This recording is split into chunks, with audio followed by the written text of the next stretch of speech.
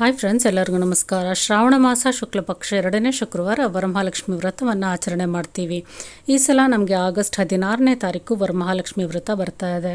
ಮುಖ್ಯವಾಗಿ ವರಮಹಾಲಕ್ಷ್ಮಿ ವ್ರತಕ್ಕೆ ಈ 5 ನೈವೇದ್ಯಗಳನ್ನು ತಾಯಿಗೆ ಸಮರ್ಪಣೆ ಮಾಡಿದ್ರೆ ನಮ್ಮ ಕೋರಿಕೆಗಳೆಲ್ಲ ನೆರವೇರುತ್ತೆ. ಮುಖ್ಯವಾಗಿ ಸಂತಾನ ಭಾಗ್ಯ ಬೇಕಾಗಿರುವಂಥವ್ರಿಗೆ ಒಂದು ಸಂತಾನ ಆಗಿರ್ಬೋದು, ಅಥವಾ ವರವನ್ನು ಹುಡುಕ್ತಾ ಇರುವಂಥವ್ರಿಗೆ ಒಂದು ಒಳ್ಳೆಯ ವರ ಆಗಿರ್ಬೋದು, ಅಥವಾ ಕೆಲಸ ಪದವಿಯ ಅನ್ವೇಷಣೆಯಲ್ಲಿ ಇರುವಂಥವ್ರಿಗೆ ಒಳ್ಳೆಯ ಕೆಲಸ ಆಗಿರ್ಬೋದು, ಅಥವಾ ನಿಮ್ಮ ಇಷ್ಟಾರ್ಥ ಏನಿದೆ ಮನೆ ಕಟ್ಟಿಸೋದಾಗಿರ್ಬೋದು, ಮನೆಯಲ್ಲಿ ಒಂದು ಆರ್ಥಿಕ ಅಭಿವೃದ್ಧಿ ಆಗಿರ್ಬೋದು, ಈ ರೀತಿ ನಿಮ್ಮ ಕೋರಿಕೆಗಳು ಖಂಡಿತವಾಗ್ಲೂ ನೆರವೇರುತ್ತೆ.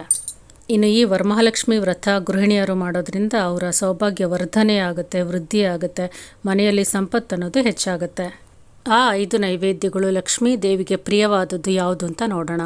ಅಷ್ಟಲಕ್ಷ್ಮಿಯರ ಒಂದು ಅನುಗ್ರಹದಿಂದ, ವರಮಹಾಲಕ್ಷ್ಮಿ ದೇವಿಯ ಕೃಪೆಯಿಂದ ಮನೆಯಲ್ಲಿ ಒಂದು ದೊಡ್ಡ ಅದ್ಭುತಗಳೇ ಬದಲಾವಣೆಗಳೇ ಆಗುತ್ತೆ ಅಂತ ಹೇಳ್ಬೋದು. ಅದರಲ್ಲಿ ಮೊದಲನೇದು ಮೊಸರನ್ನ. ಹುಳಿ ಇಲ್ಲದೆ ಇರುವಂಥ ಮೊಸರನ್ನ ತೊಗೊಬಂದು ಶುದ್ಧವಾದ ಒಂದು ಮೊಸರನ್ನಕ್ಕೆ ಒಗ್ಗರಣೆಯನ್ನು ಹಾಕಿ ಉಪ್ಪು ಇಲ್ಲದೆ ಒಂದು ಮೊಸರನ್ನವನ್ನು ಮಾಡಿ ಲಕ್ಷ್ಮೀ ದೇವಿಗೆ ಅರ್ಪಣೆ ಮಾಡಿದ್ದೆ ಆದರೆ ಮನೆಯಲ್ಲಿ ಸಿರಿ ಸಂಪದಗಳು ವೃದ್ಧಿಯಾಗುತ್ತೆ. ಮನೆಯಲ್ಲಿ ಯಾವುದೇ ಒಂದು ಕಲಹಗಳಿದ್ರೂ ಅದೆಲ್ಲ ನಿವಾರಣೆಯಾಗಿ ಸದಾ ಸುಖ, ಶಾಂತಿ, ನೆಮ್ಮದಿ ಅನ್ನೋದು ವೃದ್ಧಿಯಾಗುತ್ತೆ. ಇನ್ನು ಮನೆಯಲ್ಲಿ ಯಾವುದೇ ರೀತಿಯಾದ ನೆಗೆಟಿವ್ಸು, ಇವಿಲ್ಸ್ ಇದ್ರೂ ಅದನ್ನೆಲ್ಲ ಹೊರಗಡೆ ಹಾಕೋದಕ್ಕೆ ತಾಯಿ ನಮಗೆ ಅನುಗ್ರಹವನ್ನು ನೀಡ್ತಾಳೆ. ಈ ಒಂದು ನೈವೇದ್ಯ ತುಂಬಾ ಮಹತ್ವ ಅಂತ ಹೇಳ್ಬೋದು. 2ನೇದು ಅನ್ನದಿಂದ ಮಾಡಿರುವಂಥ ಪಾಯಸ. ಇದನ್ನು ನೀವು ಸಮರ್ಪಣೆ ಮಾಡಿದ್ದೆ ಆದರೆ ನೀವು ಕೋರ್ಕೊಂಡ ಪದವಿ ಏನಿದೆ ಅದು ನಿಮಗೆ ಖಂಡಿತವಾಗ್ಲೂ ಲಭ್ಯ ಆಗುತ್ತೆ.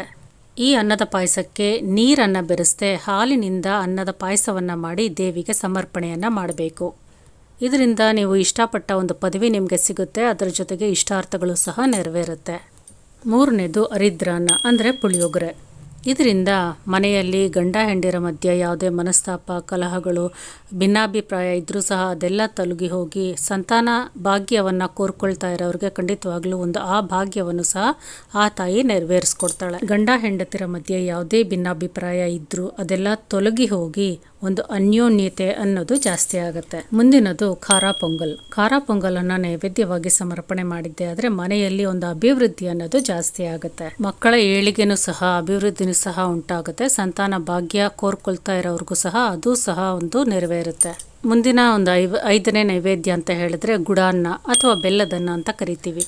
ತುಪ್ಪ, ಬೆಲ್ಲ, ಡ್ರೈ ಫ್ರೂಟ್ಸಿಂದ ಮಾಡಿರುವಂಥ ಈ ಬೆಲ್ಲದನ್ನವನ್ನು ತಾಯಿಗೆ ಸಮರ್ಪಣೆ ಮಾಡಿದ್ದೆ ಆದರೆ ಮನೆಯಲ್ಲಿ ಆರೋಗ್ಯ ಅನ್ನೋದು ವೃದ್ಧಿಯಾಗುತ್ತೆ.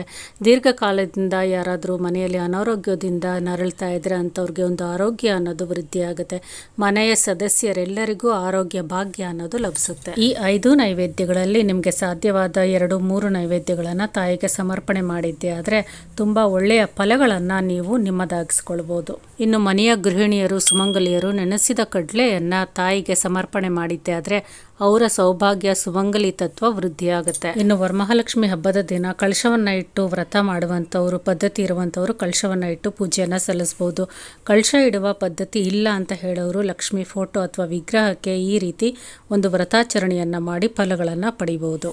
ಇನ್ನು ನೈವೇದ್ಯದಲ್ಲಿ ಸಿಹಿ ತಿಂಡಿಯ ಜೊತೆಗೆ ವೀಳ್ಯದೆಲೆ, ಅಡಿಕೆ, ಹಣ್ಣುಗಳಲ್ಲಿ ಮುಖ್ಯವಾಗಿ ದಾಳಿಂಬೆ ತಾಯಿಗೆ ತುಂಬಾ ಇಷ್ಟ. ಅವುಗಳನ್ನು ನೈವೇದ್ಯಕ್ಕೆ ಇಟ್ಟರೆ ತುಂಬ ಒಳ್ಳೆ ಫಲಗಳು ನಿಮಗೆ ಸಿಗುತ್ತೆ. ಹೂಗಳಲ್ಲಿ ದಾಸವಾಳದ ಹೂವು, ತಾವರೆ ಹೂವು ತಾಯಿಗೆ ತುಂಬಾ ಇಷ್ಟ. ನೀವು ಅಲಂಕಾರಕ್ಕೆ ಈ ಹೂಗಳನ್ನು ಬಳಸಿದ್ದೆ ಆದರೆ ತುಂಬಾ ಉತ್ತಮ. ಇನ್ನು ಸುಗಂಧ ಭರಿತವಾದ ಹೂಗಳು, ಮಲ್ಲಿಗೆ, ಸಂಪಿಗೆ, ಬಿಳಿ ಬಣ್ಣದ್ದು, ಕೆಂಪು ಬಣ್ಣದ್ದು, ಹಳದಿ ಬಣ್ಣದ ಹೂಗಳು ಅಂದರೆ ತಾಯಿಗೆ ಇಷ್ಟ. ಇವುಗಳನ್ನು ಸಹ ಅಲಂಕಾರಕ್ಕೆ ಬಳಸಿದ್ದೆ ಆದರೆ ತುಂಬಾ ಉತ್ತಮ ಫಲಗಳನ್ನು ತಾಯಿ ಕೊಡ್ತಾಳೆ. ಯಾವುದೇ ಕಾರಣಕ್ಕೂ ನೀಲಿ ಬಣ್ಣದ ಹೂಗಳನ್ನು ಅಲಂಕಾರಕ್ಕೆ ಬಳಸಬೇಡಿ. ಹುಳಿಯಾಗಿರುವ ಹಣ್ಣುಗಳನ್ನು ಸಹ ನೀವು ನೈವೇದ್ಯಕ್ಕೆ ಇಡಬೇಡಿ. ತಾಯಿಗೆ ಇಷ್ಟವಾದ ನೈವೇದ್ಯ, ಹಣ್ಣುಗಳು, ಹೂಗಳನ್ನು ಸಮರ್ಪಣೆ ಮಾಡಿ ನಿಮ್ಮ ಇಷ್ಟಾರ್ಥಗಳು, ಕೋರಿಕೆಗಳೇನಿದೆ ಅದನ್ನು ತಾಯಿ ಖಂಡಿತವಾಗ್ಲೂ ನೆರವೇರಿಸಿ ಕೊಡ್ತಾಳೆ. ಎಲ್ಲರಿಗೂ ನಮಸ್ಕಾರ.